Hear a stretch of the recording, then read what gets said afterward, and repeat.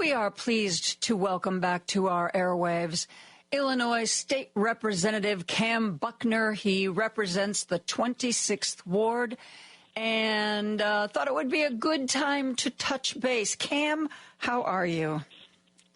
Joan, I am doing well. It's a pleasure to be back on the first time in this new year. It's great to be here. Thanks for having me. You know, since we last talked, there's really not much that's been happening, so I'm not really sure what we're going to cover, she says as she pounds her head into the nearest wall. You know, how are you coping? How are you keeping up? You know, I'll tell you what, I am both optimistic and nervous at the same time. Obviously, there's a lot going on in the country. The political climate is rife with a lot of, I just think, bad policy, bad action going on out there. But, you know, I'm inspired by the people of Illinois and the work that we're doing here in this state. And I just want to remind folks that we have to be able to distinguish between rhetoric and action when it comes to the Trump administration. Donald Trump thrives on spectacle. His words are designed to provoke and distract and dominate the conversation. But I keep reminding folks that there's a difference between thunder and lightning.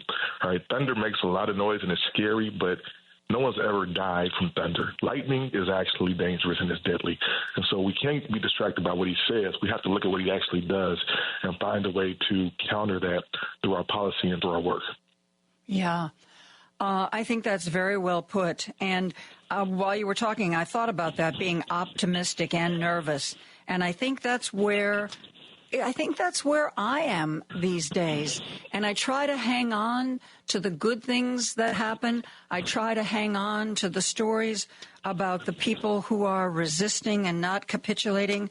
And I think we should combine that into one word. How about optivus? I don't know. Because, you know, like two words is too much for me sometimes. Yeah. But I'm going to be optivus based on Kam Buckner's advice going forward. I like it. There are some of the people who engage with me on this radio show are very concerned that Democratic leadership has not been as bold or as vocal or as passionate in resisting Donald Trump as they would like to see. What do you think about that when you see, especially at the federal level, what the Dems are doing? Well, I'll say this. I do wish that that Democrats in Congress would have and would even at this point do more. I think that there is a very special role that they play with their proximity to the Trump administration and their ability to push back not just on nominees, but, Congress. Even though the Republicans have the majority there, I think there's a large role that the minority party can play in what we used to call obstruction for the other party, but really what it is protection of our rights and our values, right? And so they've got a real role to play. I think when we look at federalism and the way it really should work, we have the tools we need to push back against this administration. Congress has to do more. And I think on the state legislative level, now we are really empowered to be the true laboratories of democracy, to really, carry the banner that makes sure that these Trump-era policies aren't seeping their way into our everyday life. And so I think there's a role for all of us to play. All of us can do better. But I think we, a lot of times in these situations, we're shocked that we're here. We have to stop being shocked. It is what it is. It happened, and now we have to be able to both be proactive and reactive in these spaces. What are you hearing from your constituents? They're scared.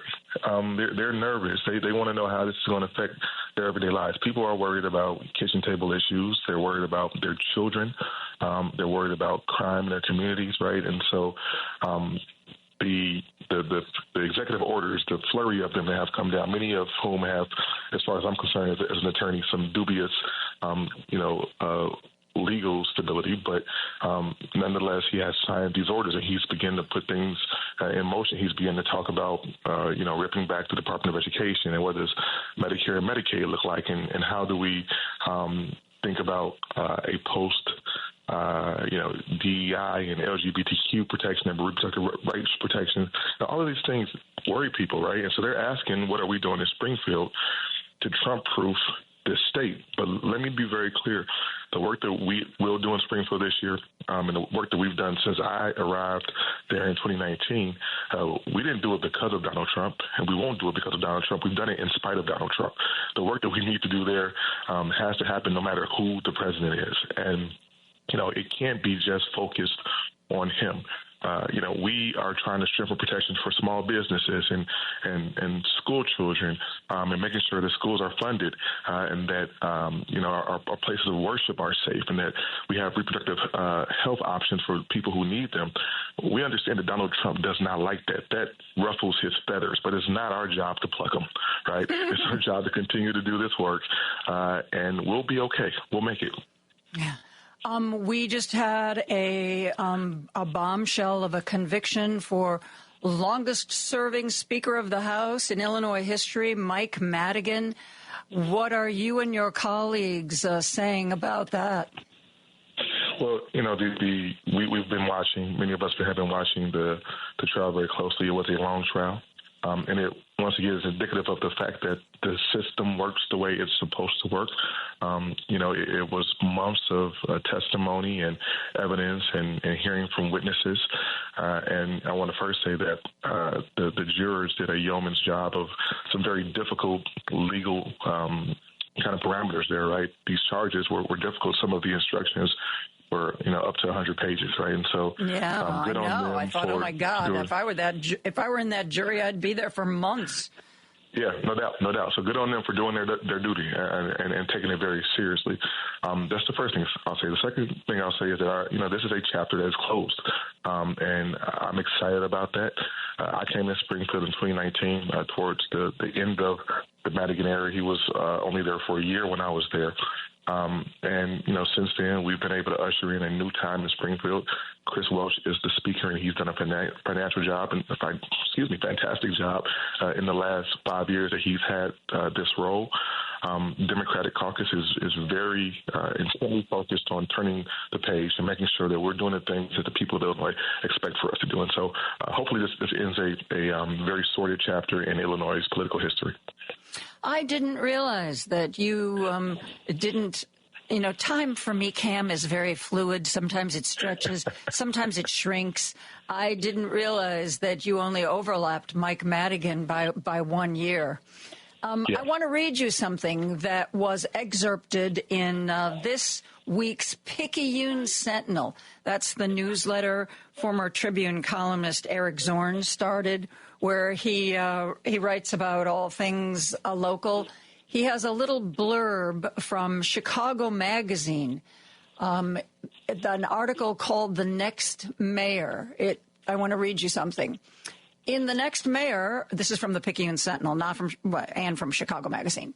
In The Next Mayor, Chicago Magazine's Edward McClelland analyzes the prospects of the potential 2027 challengers to Mayor Brandon Johnson in this order: Alexi Giannoulis, Susana Mendoza, Mike Quigley, Bill Conway, Ana Valencia, Janice Jackson, Luis Gutierrez, Kam Buckner, Brendan Riley, and Lori Lightfoot.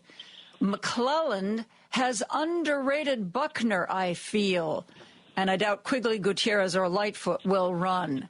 Eric Zorn seems to think you should be much higher on that list. What do you think about that? Well, this is a every 4-year sport for the city of Chicago, right? We elect the mayor, we like them for a little while, then we don't like them. We start figuring out who the next person up is going to be, and so it is it's part of the process. People begin to look at what it may look like. We are hyper-political in this city, and so the fifth floor is the epicenter of the world for us, right? So people are always trying to see what's next and who's next. All of those people, every person you named on that list is a friend of mine who I've worked closely with. The mayor, the current mayor, is a friend of mine who I've worked closely with. And so I'll just say this. It is fortunate for us to have so many people that love Chicago, who I think are good and decent people and effective in their ways. And at the end of the day, whatever happens in this next mayoral election in 2027, we're a long ways away. But hopefully it's for the best of Chicago, and I'll just leave it there. Oh, my God, so tactful. That's no fun. There has been reporting in Block Club Chicago, first of all, that Mayor Johnson said at a Southside church that one of the things that he did wrong is that when he came in, he didn't make sure that his people were leading all the agencies, and that there was going to be a big shakeup. And now Block Club is reporting that Jose Tirado, Andrea Kirsten, Jamie Rhee have announced that they are either departing for other jobs or retiring. They are the director of this city's Office of Emergency Management and Communications. That's Jose Tirado, who came from the police force and apparently is going to be going to work for Eileen Burke in the state's attorney's office. And then Jamie Rhee, who's the commissioner of the city's Department of Aviation, she said that she was, I think she's one of the ones who said she was going to retire. Alderman Brendan Riley said he thought that the announcement of her retirement was hooey. He said she loved that job, and there's no way she would walk away in the middle of the O'Hare renovation, that he believes that she was pressured to walk away. And then Andrea Kirsten, who was head of the Civilian Office of Police Accountability. Do you know any of those three people, Tirado, Rhee, or Kirsten? I do know Rhee, and Jamie is the consummate institutionalist in this city. She's been around for not one, not two, not three, but four mayoral administrations. There are a handful of folks in this town who really know how Chicago works, the ins and outs in different agencies and departments, and she's one of them. And I think she's been a rock star. So I'm really sad to see her leave. I don't know, what the issue around her departure is, but I'll take her at her word if she says that she was going to retire anyway. I do take a little bit of umbrage with the timing during this O'Hare modernization expansion project, with all this going on with, the cities that we're competing with across the country, places like Denver and Dallas, when it comes to air traffic and making sure that we are bringing more folks and more planes through the city of Chicago. It is, to me, some troubling timing. But I hope that she stays close and stays around in civic life in Chicago. But she indeed is a rock star. And the other folks, I have not gotten to know them very well, but I've been impressed with much of the work that they've done as well. Mm-hmm. Early on in his administration, one of the big criticisms of Brandon Johnson and his administration was that their communication was poor. That there wasn't much of it, and what there was not optimal. Let's just put it that way. And then there was the announcement a while back that Joe Calvello was going to be joining the communications office. He was the communications guy for John Fetterman and was believed to have played a strong role in Fetterman's success. As part of this Block Club article about people who are leaving, they also mentioned that this Joe Calvello, who hasn't even been with the administration for an entire year, is leaving for another job. As voters, you look at this kind of upheaval and turnover, and you wonder if this is what you're seeing publicly, you wonder about what is going on in the meetings where you can't see what's going on. I mean, the criticism of Brandon is similar to the criticism of Lori Lightfoot in that they came to this big job with really no depth of experience in doing a job this big, and certainly haven't been around City Hall or local government enough to really know who's good, who's not good. I mean, Brandon Johnson said, I should have had my own people in those jobs much earlier. But the argument is that he didn't really have experienced people to take those jobs. And at least when it comes to the Department of Aviation, I think the question is, does he even have somebody of Rhee's qualifications now to take that job? I mean, there's a learning curve, yeah, but there also seems to me that you have to be humble and you have to say, you know what? I love the people who got me elected, but, you know, maybe nobody right now has the expertise to lead the aviation department.